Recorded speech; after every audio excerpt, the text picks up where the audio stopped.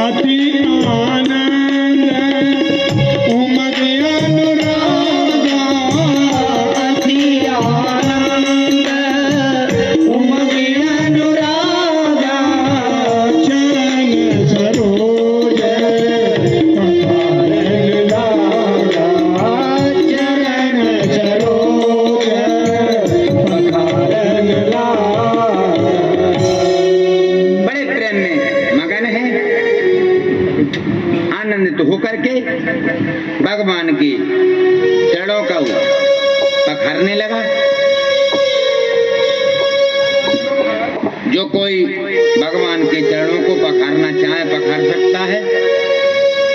पद पखार जलपान कर आप सहित परिवार, पितर पार कर प्रभु पुनि मुदित गयो। लेकिन ऐसे नहीं होता है। आप कहोगे पंडित जी कहीं पर हो या केवट का प्रसंग चल रहा हो, वहां हम जाएंगे और हमारे पितरों का मोक्ष हो जाएगा। आपने जिंदा में तो उनको पानी भी नहीं पिलाया, और अब कहीं दूसरे के यहाँ कोई कथा हो रही है, वहां जाए बोले पैर। यहाँ पर बहुत बड़ी कथा है, यदि उस कथा को शुरुआत कर दूंगा तो काफी टाइम है, और बाकी मानो कि आप लोगों को और ज्यादा विस्तार से न सुना सका, क्योंकि कथा सुबह 12 बजे से चालू हो और हम तो सोचते हैं 7 बज जाए चाहे 8 बज जाए, आप बैठे रहो तब तक सुनाते ही रहें, क्योंकि आप श्रद्धा का दान बहुत अच्छा देते हैं। मैं एक एक श्रोता पर नजर डालता हूँ तो कोई भी श्रोता हमको स्वस्थ दिखाई नहीं देता है। सब श्रोता दिखाई देते हैं लेकिन श्रोता दिखाई नहीं देता है। इस बात से हम बहुत प्रसन्न हैं। श्रोता है, श्रोता नहीं है। गंगा मैया सेठ साहूकार थे। एक सेठ के 7 पुत्र थे।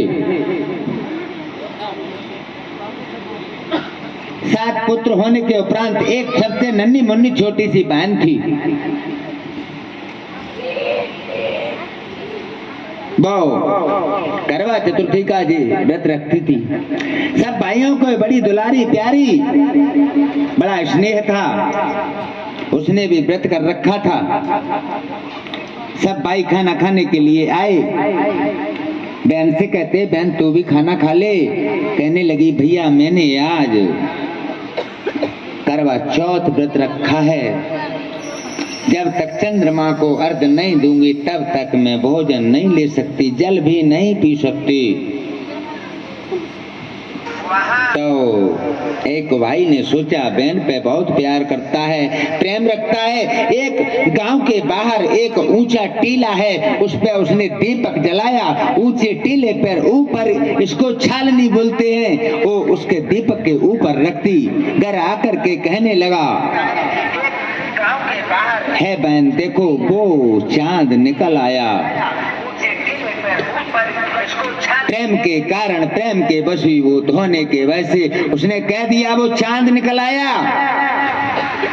उस चांद को बहन ने देखा, पहला ग्रास लिया। पहले ग्रास लेते ही उसको छींक आने लगी। उसी समय पे दूसरा ग्रास उठाया, उसमें एक उबाल आया, और तीसरा ग्रास उठाया। तब तक खबर आ गई, उसके ससुराल से खबर आ गई, बुलावा आ गया।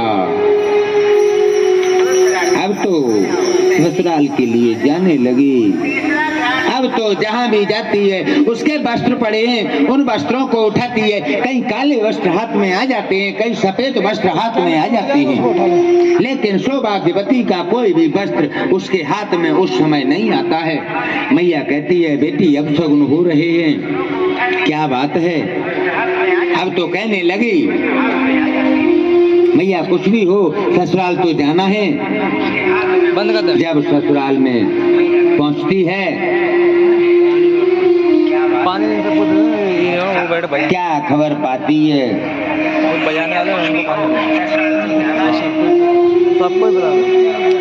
मैया ने एक बात जरूर कह दी थी।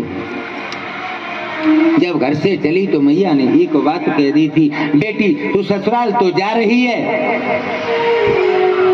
लेकिन रास्ते में तुझको कोई सौभाग्यवती का यदि आशीर्वाद देता है तो उसको गांठ में बांध लेना। मैया की बात याद आ गई। ससुराल के दरवाजे पे पहुंची छोटी ननद उसकी बाहर खेल रही है। जैसे ही उसने जाकर के रास्ते भर पैर छूती गई, अपने ससुराल की दरवाजे पे पहुंची तो छोटी ननद उसकी वहाँ खेल रही है।